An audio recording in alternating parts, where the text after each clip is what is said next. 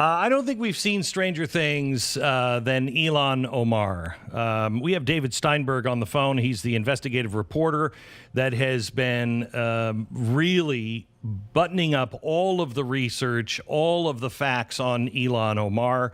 He has put himself in danger, quite honestly, and he's got an upcoming article on Blaze.com that you really need to see.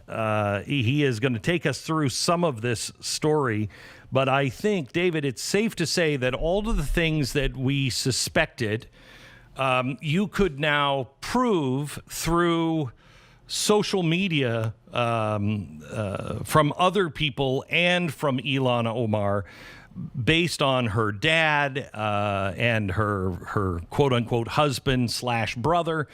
You now have a case that could be presented and say, you don't have to look very much further. These are the facts, right? Thanks, Glenn. Yeah, in short, I would say with the article you're going to post today that it's over from our end. There's really nothing left in that's publicly available documentation that anyone would need to have to be convinced that for 8 years she had married her brother to commit immigration fraud. And this marriage fraud also was in the service of education fraud / student loan fraud. And along the line, we have evidence that she filed at least 2 years of fraudulent tax returns, possibly 8.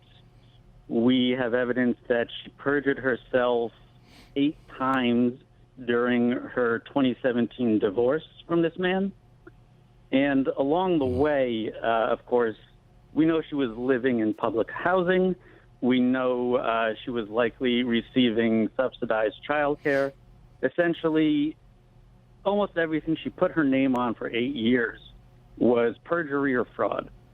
And it all adds up to likely the most extensive spree of state and federal felonies by an elected congressperson in U.S. history.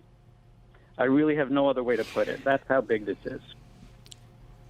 And the research that you have done has been extensive and has taken you years to complete all of this.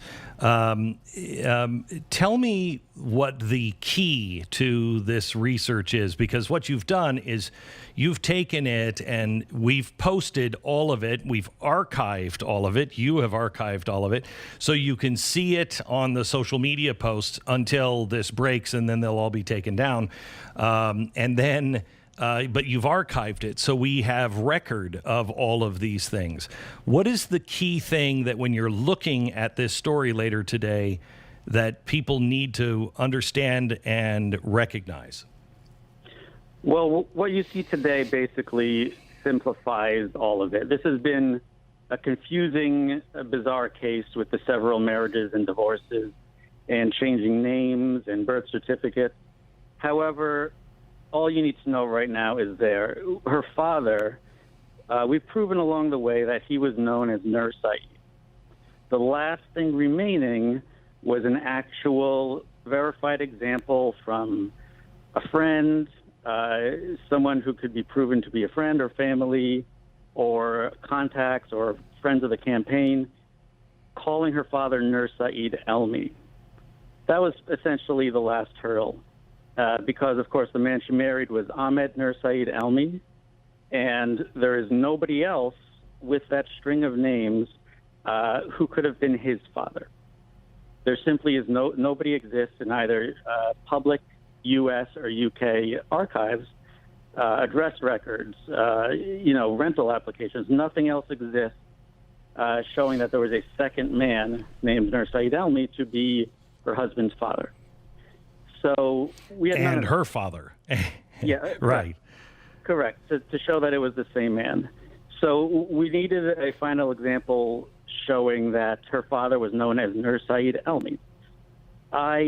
This was actually the easiest research I've done on this in 3 years.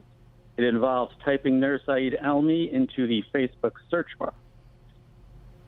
Again, that is. I just want to point out how pathetic the local Minnesota Star Tribune has been on this coverage, because they haven't They didn't bother even to do that. But on this last one here, not only did we find one example, we found 36 examples of friends and family of Ilhan Omar or her relatives or her campaign workers calling him, and most of them are written in Somali. These were not people trying to sandbag him, trying to post false information. These were friends sending condolences. Again, I'm sorry, I didn't mention earlier that he did tragically pass away. Yes, he passed away in June from COVID-19.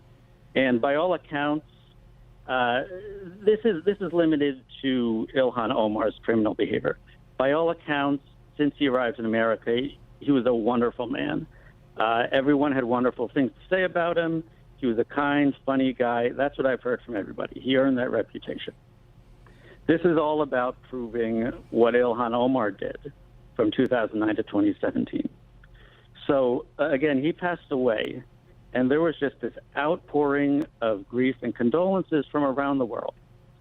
And many of these people, who we can confirm are very close to the family, said condolences on the death of Nurse Saeed Elmi. Now, beyond that, they also reveal why he was so well known to so many people as Nurse Saeed Elmi, because they also call him Colonel Nurse Saeed Elmi. And for the first time ever, we have two people that we can verify who were ex-Somali military forces. They verify exactly his history. So Ilhan Omar's father, as we know now from these two people, he was a prominent colonel in the Somali military from the late 1970s until 1991. We have he fought then in the Somali wars. Was he in a good side or the bad side? That's certainly for someone else to pick apart. To answer. Again, his reputation in this country is stellar. But I will say, now, he was, this was obviously, he was in the forces that were led by dictator Saeed Barre. He was fighting for that man's army. However, the United States, at least in 1982, was funding Saeed Barre, and we were fighting those two battles in 1978 and 1982 that Colonel Nurse Saeed Elmi is said to have led in. Those two battles, I believe the U.S. was providing arms in both cases, and the enemy, which was Ethiopia, was funded by the USSR at the time. It gets very complicated. Now, again, it gets extremely complicated because the early 70s, he was actually trained. He went to the Soviet Union and got his education in a Soviet military school. Then he returns to Somalia, joins the army, and Somalia actually switched sides at that point, and the Soviet Union backed Ethiopia, the U.S. backed Somalia. So again, I don't want to get into... But it may, though, however, may not, but it may, however, shed some light on her Marxist ideas, et cetera, et cetera. But again, it may not. You're not alleging any of that. The reason why this is important, the history of her father, is because of the marriage that she went through. And this isn't something she went through to get to this country. She came to this country and then used and abused and broke the laws over and over and over again. Do you have anything on the bribes that allegedly were being given for voters of $50 for elderly voters? I'll tell you, Glenn, I've heard that too. That has been circulating for years. Obviously, that is something very difficult to get evidence of. But yes, we were talking about a string of felonies Ilhan committed from 2009 to 2017 in her private life. Since being elected or since running for office in 2016 until now, yes, I can confirm I have heard several stories of vote buying where money. But you don't have any, right? But no hard evidence of that. But I have very specific stories of exactly how it was carried out. So yes, that information has been given to the FBI, and not just by me. All right. I'll add that. So tomorrow is the primary in Minneapolis, and she's been challenged for her seat. What are the odds that the people throw her out before anyone in the government does? It is incredibly difficult to say what's going on in that district. First of all, polling in that district is not terribly easy because it is heavily not English speaking. Much of the older generation of Somali immigrants, they're coming from a country where there was high illiteracy rate in Somali, and they simply don't speak a lot of English.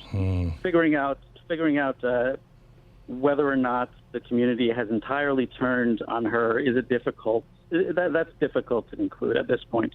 However, she does have an incredibly well-funded challenger. Now, he's a progressive himself. Whether or not he will pull this off tomorrow, who knows? There is, however, a very strong Republican challenger, and he has received endorsements from Trump. He's got quite a bit of attention for somebody who's running in what is otherwise a safe Democratic seat. Now, hopefully with what we're presenting today, the case is essentially over from our side. There's nothing else to show. We have dozens of people saying her father is Nur Saeed Elmi, that she married Ahmed Nur Saeed Elmi. We even have somebody who says condolences to Colonel Nur Saeed Elmi and his 5 children, and he names Ahmed. A lot of people just were not aware.